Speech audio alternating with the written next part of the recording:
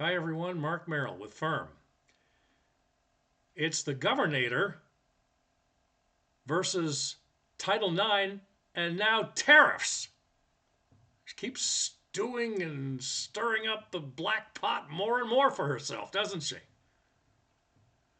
Well, the first thing we're going to get to, folks, is what you see before you that got Laurel Libby in trouble.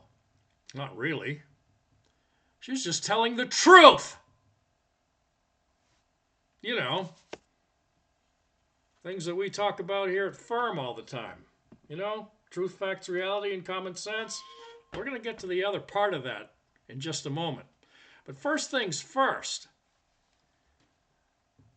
we have a response to the Governor, Queen of Denial, it's more like it, and her rambling about President Trump's enforcement of Title IX and unconstitutional censure of House GOP Representative Laurel Libby for posting and protesting this right here. Greeley High School biological male student winning a women's pole vault competition against biological women. Yeah. You know what this has on it, folks, right here?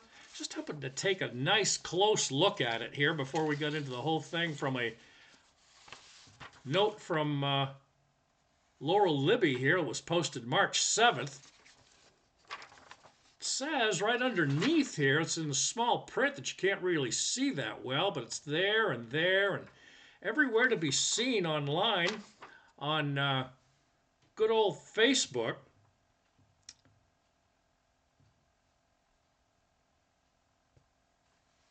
Boosting the post and maybe sinking Janet Mills' career as a politician. There have been, since she posted it, 101,000 views. Yeah, 101,000 views. 60,500 comments and 17,000, almost 18,000 shares. Gee, you know what, Janet? If you're going to censure someone, you might as well censure the whole state while you're at it. Good luck. I don't think the Supreme Court, not even the Maine Supreme Court here in good old Pine Tree State, will even allow that to happen. Dimwit.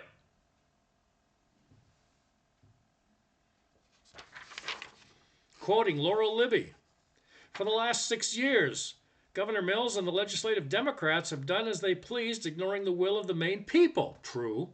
Whenever it was her tyrannical handling of COVID, passing a late-term abortion bill despite record opposition, pushing unconstitutional gun control, forgot about that one, and recklessly expanding the state budget from $7 billion to $11.67 billion without partisan consensus. Maine citizens have been silenced at every turn. Now the tide has suddenly turned on you, or shifted, says Ms. Libby. On you, Mills. At the Maine State Track Championship, as you see before you once again, a boy, a biological male, took first place in the girls' pole vault. That evening, she posted the side-by-side photos of the athlete this year and it went viral, spreading across the country that Maine was continuing to allow biological males to participate in girls' sports and dominate female athletes. Gee, thanks a lot, Maine Principals Association. You're next on the list to be hit and destroyed if you don't knock it off.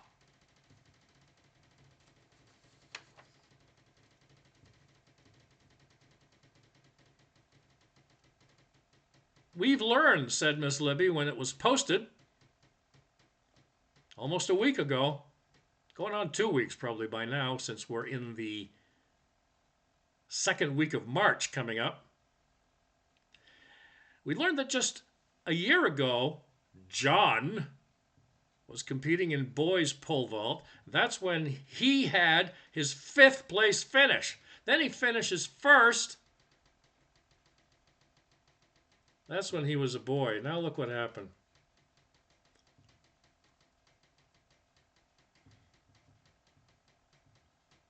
The heck is he on? Steroids? How did that happen in 1 year? State champs with him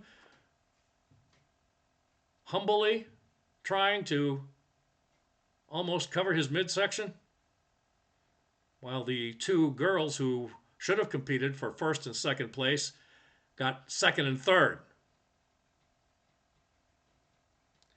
Why did it receive such a strong reaction? Because Mainers and Americans across the country understand the basic truth. It is not fair.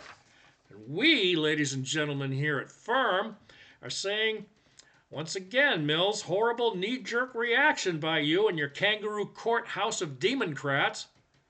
We at Firm and all my contributors and supporters from Rumble, Twitter, and YouTube support your free speech efforts and honesty in support of Title IX, the federal law on transgenders in women's sports. Not prayers and God be with you and your family and other constituents who must stand up to this hatred and alter egotistical censure against you.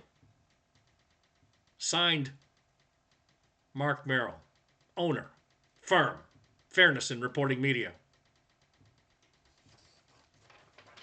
That's just the start for this one, folks. Now we have another response to Mills rambling about President Trump's tariffs against Canada and the harsh effects they will have, she says, on Maine people's income and the entire northern United States border states as well. Oh, boo-hoo, cry. There it is. Does anybody really care? So we can really see it there, folks. How's that? Better?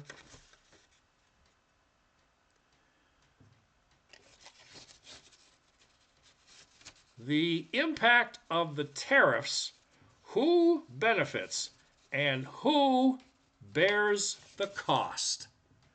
We've got some information that we researched, folks, because you know that we do our research here at Firm.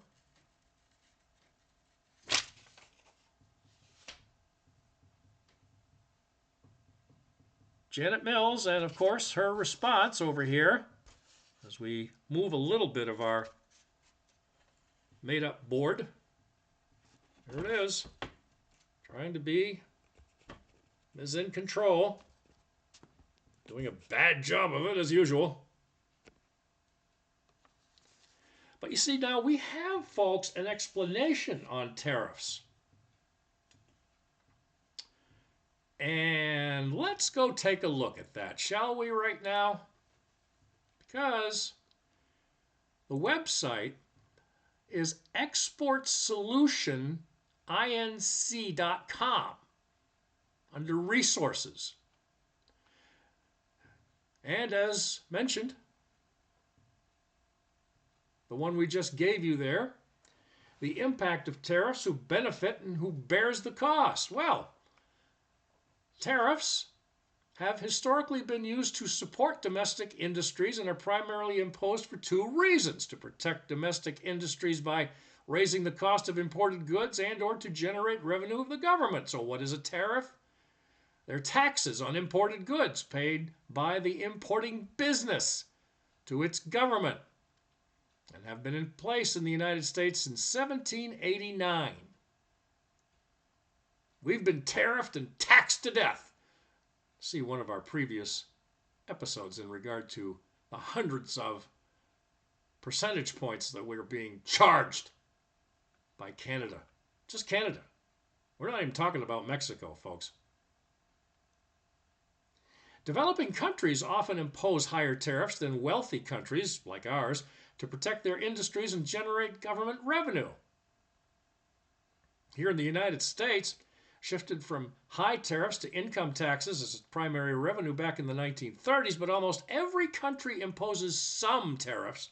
For example, Bermuda has one of the highest weighted tariffs at over 23%, whereas the United States has one of the lowest rates globally at about 1.5%. What are the goals? Well, tariffs are primarily used to protect domestic industries by increasing importing costs and encouraging consumers to buy local products. Other tariffs stem from the concept of economic competitiveness, which is often intertwined with the use of tariffs, and some proponents of tariffs see them as a crucial tool for shaping and strengthening a nation's economy. But who pays? While importers initially pay tariffs to their government economic research, it suggests that these costs are largely passed on to consumers. It means that the final burden of tariffs often falls on individuals who purchase the imported goods. While tariffs can generate government revenue to protect domestic industries, it's important to acknowledge, however, that the potential downsides for exporters. Because to maintain market share, exporters may be forced to lower prices, potentially impacting their profitability. Way to go, Canada, jerks. Trudeau. If they choose not to adjust prices, their products may become less competitive due to the relative price increase caused by tariffs, leading to decreased sales. Both scenarios, price cuts and maintaining prices, can negatively affect profits and potentially harm the exporting country's economy. That would be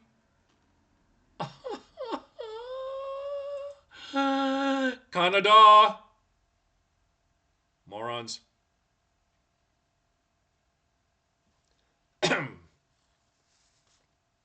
So there, isn't that nice?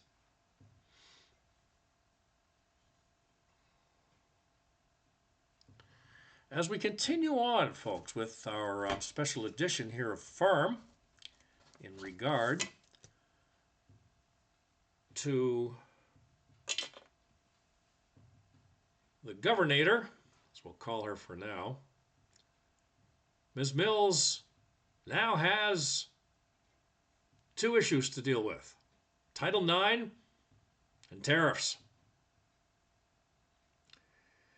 But this fight against tyranny, treason, and abuse of the Bill of Rights, censure of political opponents, forced homeschooling, homeschooling during a so-called pandemic, COVID-19 or coronavirus outbreak, as you heard, forced unemployment of doctors, nurses, EMTs, hospital staffers who refused to be vaccinated by a radical rogue CDC director or administrator, Anthony Fauci. And on and on and on and on it goes.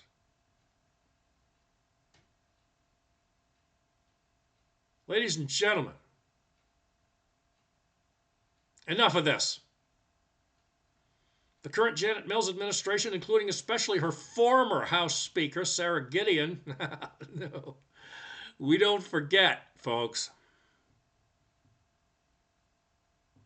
And now Speaker Ryan Fecteau, plus the Deflectocrats' majority in the House and Senate here in Maine, and lawfare Attorney General Aaron Fry,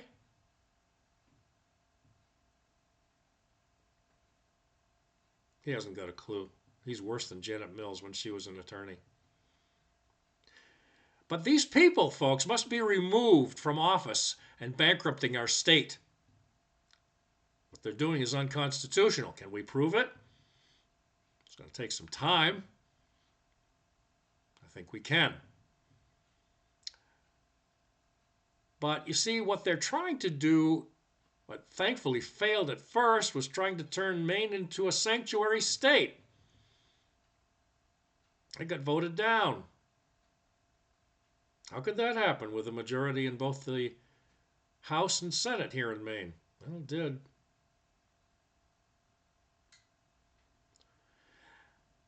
But now,